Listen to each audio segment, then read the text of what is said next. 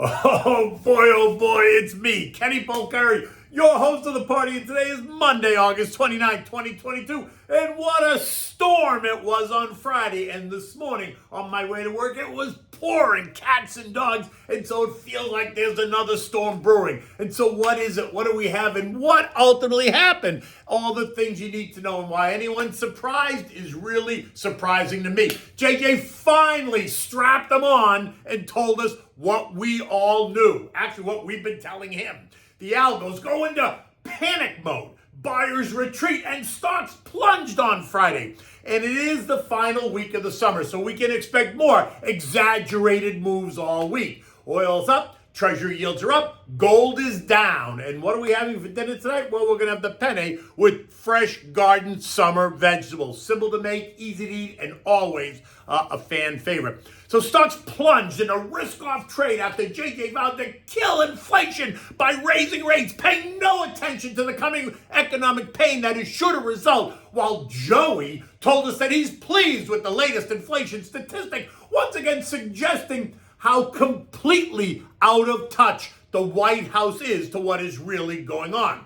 At 4 p.m. on Friday, as the bell finished ringing and everyone put their computers into sleep mode, the ticket tape kept streaming, catching up on all the trades that had taken place. And by the time it was over, we realized the Dow lost 1,010 points, or just over 3%. The S&P gave up 140 points, 3.5%. The Nasdaq got crushed, losing 500 points, or 4%. The Russell choked, losing 65 points, or 3.3%, while the transports gave back 560 points, or just under 4%. In the final analysis, it was just as I had laid it out. I said that he needed to put the chatter to bed. He needed to be aggressive, but not too much. He needed to make clear that his focus is inflation and not the recession, knowing that a recession is going to be the end result. Then that if you were expecting him to pivot or go soft, you were going to be disappointed. If you expected him to tell you whether it's 50 or 75 basis points, you were going to be disappointed. What we should expect him to do is to strap them on and take control, and that's what he did. He finally strapped them on. Now, we could argue that he waited too long, which I don't think is a dispute at all, and that his lack of foresight or his refusal to recognize what we all saw has now brought us to where we are. But what good is that going to do? You can't cry over spilled milk. This is all you need to know in the one statement he made. While higher rates, slower growth, and an economic slowdown will bring down inflation, they will also bring some pain to households and businesses. These are the unfortunate costs of reducing inflation. Failure to restore price stability would mean far greater pain. To that I say, do you think? We could also argue, and I will, that the additional trillions of dollars of spending by the Bidens and the Democratic Party only added fuel to the fire at the same time that the Fed was faced with rising prices, which is exactly why he should have been more aggressive months ago. And if the Dems wanted to spend that much money, then he should have taken rates up sooner. And if he had started back in the spring of 2021 when it started to rear its ugly head, we would not be where we are today. But again, he did not. He chose to go slowly when the narrative demanded more decisive action, when the macro data was screaming it's about to get hot in here. But that's water under the bridge now.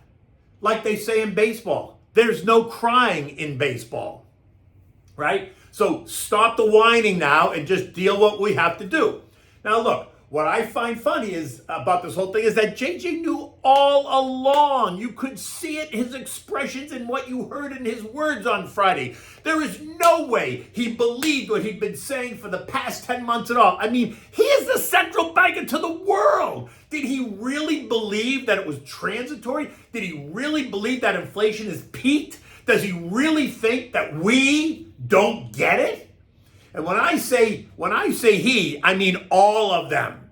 Every one of the Fed members. They're all guilty of turning a blind eye to the building price pressures. And that is clear because they've all jumped the fence. Every single one of them has jumped on the other side of the fence. Remember, I told you to listen to Neely Kashkari, right? He's now the new deep throat. He started warning us weeks ago. And to those who heeded the call, you did okay. Those who chose to ignore it, you want to kick yourself in the backside this morning for not listening, right? Because that's what they do with Neil Kashkari now. They put him out there, they float the balloons, they test the market, they see what investors think. Remember what else I said? They've stimulated for more than a decade. It's actually been 13 years, right? Think of the zero interest rates. Think of all the bond buying. Think of all the money printing. It's gone on for 13 years. So now it's come home to roost, and it's going to be uncomfortable because they let it go on too long. If anyone thinks that this is going to be over by year end, you better think again. Not happening. In fact, I would argue that it's not happening in 2023 either.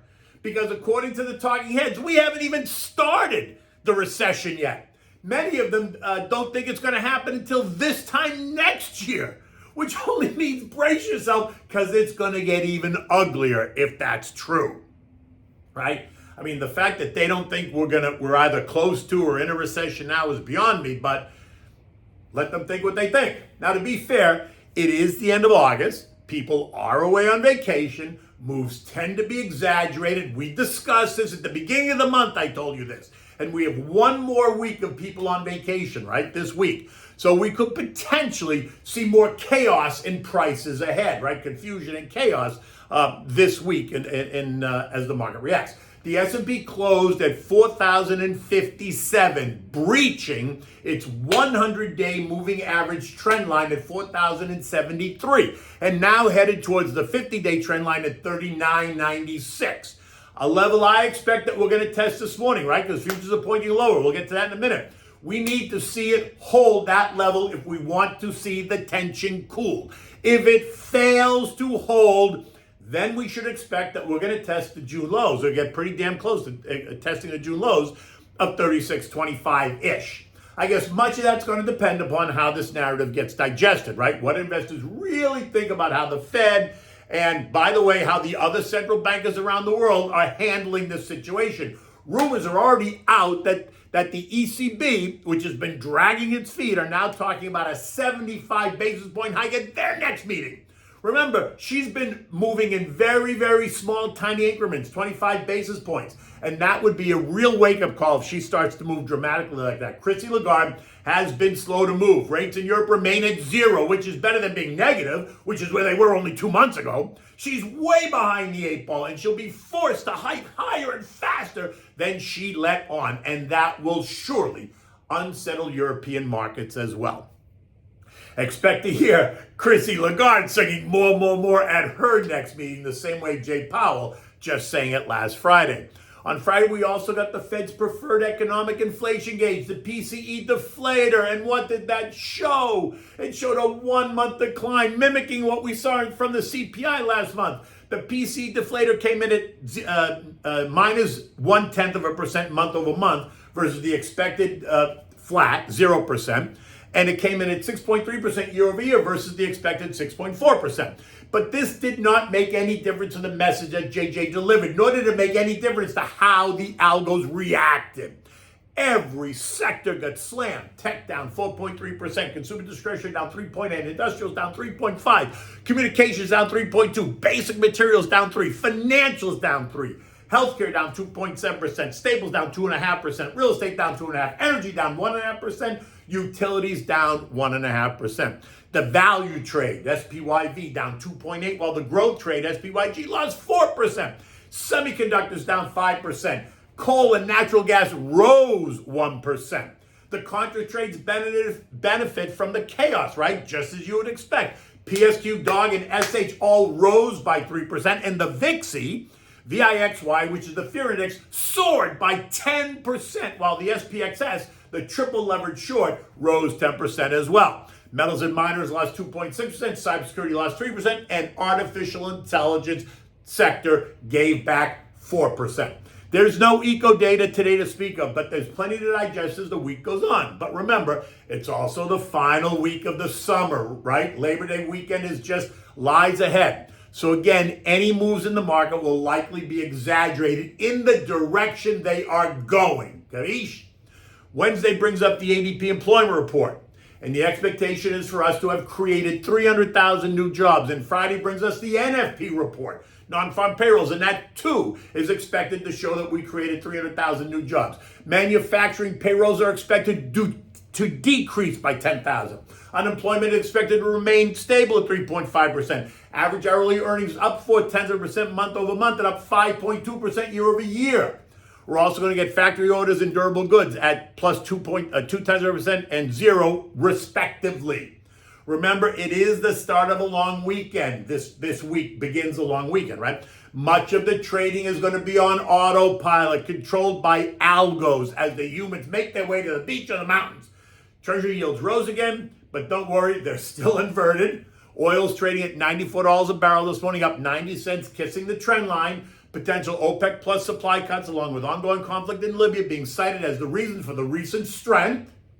In any event, winter is coming to the northern hemisphere. And Europe is staring down the barrel of an energy crisis. Anyone who thinks that we're going to see $60 oil before we see 120 might want to rethink that.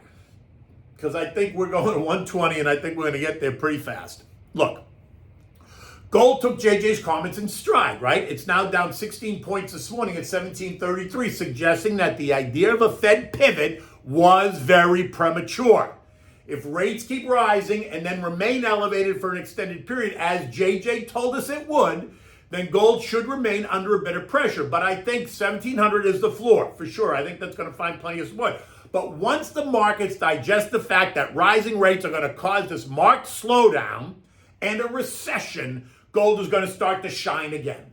U.S. futures this morning at 6:30 were down. Dow futures down 275, SP's down 40, NASDAQ down 145, the Russell's down 20. Right? It is the continued fallout over JJ's comments from Jackson Hole, rising rates and tighter monetary policy that's going to continue to cause a rout in stocks, right? At least until after the long weekend. Once everybody gets back and starts to reevaluate, maybe. But then again, don't forget, September's coming. Asian stocks ended the day lower today. European stocks are all lower too, down about 1.5% across the board as investors there digest the latest comments out of the Fed and what that means for the ECB and the Bank of England. German inflation figures are due out later on today, and they are expected to show continued rising price pressures across the largest European economy. And so that's going to cause some more uneasiness, right? We're now in a new trading range, 39.96, 4,200. As noted, we're about to test 39.96 this morning. And this is important. A failure here will send the algos berserk again. And then we're going to hit the September-October timeframe, which is usually a seasonally difficult time for the markets anyway. Remember, September has a reputation of being the worst month for stocks. We usually see a decline of about 1.5% to 2% in the averages. And this year, it's even more of a challenge. Why? Because we discussed this already, right?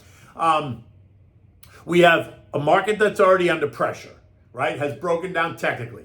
We have a Fed that is becoming more hawkish. We have a divisive tone across the country ahead of what is proving to be a contentious midterm election cycle that is both a referendum on the current administration as well as a referendum on the prior administration. We have government spending completely out of control. We have rising taxes across the board, all while the economy is beginning to roll over. So brace yourself and strap yourself in. There's more chop ahead. And while I do think that the lows of the year are in, I still think that 36.25-ish is going to be the lows.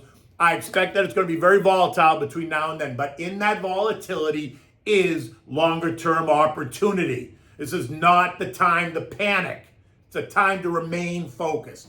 Okay, so what do we have for dinner today? So this is a great dish. I made it yesterday. I just had some fresh summer vegetables. It was perfect, simple to make, and it's always a favorite. So I made this with Penne Rigate with broccoli and fresh zucchini, both yellow and green to give it some color, right? The whole thing maybe takes you 30 or 35 minutes from start to finish. Not a big deal. For this, you need a pound of the Penne Rigate. You need green and yellow zucchini. You need a head of broccoli or two, depending on how many people you're going to feed. Sliced garlic, a Vidalia onion, salt and pepper, olive oil, a half a cup of chicken stock, fresh shredded Parmigiana cheese, and just a dollop of butter. We'll get back to that in a minute. You want to bring a pot of salted water to a rolling boil. Put that on the back burner so it's ready when you're ready to put the pasta in. Now, in a large saute pan, something that's going to be able to accommodate the vegetables and the pasta, you want to add some olive oil, go around 3 or 4 times, add 3 cloves of chopped garlic, allow it to cook for a little bit, saute it. Now add in the diced onion, stir that to coat, turn the heat to medium and allow that to cook and soften a little bit. You know the drill. Now take the broccoli. You've trimmed it, you've sliced it, you've chopped it. Not tiny, but you've chopped it, right? Even part of the stem. You want to discard the really tough end of the stem, but the rest of it you could chop up. Add that to the pan, saute that around for 10 minutes, get it all nice and coated with the oil and the onions and the garlic, right? Now take the zucchini, cut off both ends, and cut it in half lengthwise, and then just dice it down the side, right? You're going to make like half moons. Use equal amounts of green and yellow zucchini just to make it colorful, right? Now add that to the pan. Season it with salt and pepper. Stir it all to coat. Reduce the heat to medium. Saute that for 15, 20 minutes. You want to add the chicken stock. After about 10 minutes, add the chicken stock and then simmer it. Now put the penne in the pot of boiling water. Cook that for 8 minutes or so. Remember, you want it to be al dente. When it's ready, you want to strain the pasta, reserving a mugful of the water always, and then take the pasta and add it directly to the saute pan with the vegetables. You want to mix it well. You want to add in 2 handfuls of shredded parmigiana and mix so that the cheese melts. Here is where you're going to add a dollop of butter as well. And if it starts to dry up a little bit, looks like it's soaking up, just add a little bit of the pasta water to moisten it. Serve this immediately with your favorite white wine. Always have extra cheese on the table, and something good on the side with this is always freshly toasted Italian garlic bread. It's just so good to eat with this meal, just because I also love garlic bread, right? I love pasta, I love garlic bread, which is part of the problem. In any event, look, it started out as a stormy day here, poured the whole way down from North Palm Beach down to Boca. I suspect we're going to have more storms as the day goes on. As a matter of fact, there are 3 storms building in the Atlantic, so we're going to get ready for a very volatile and stormy September, both here in South Florida as well as in the markets. But until tomorrow, take good care.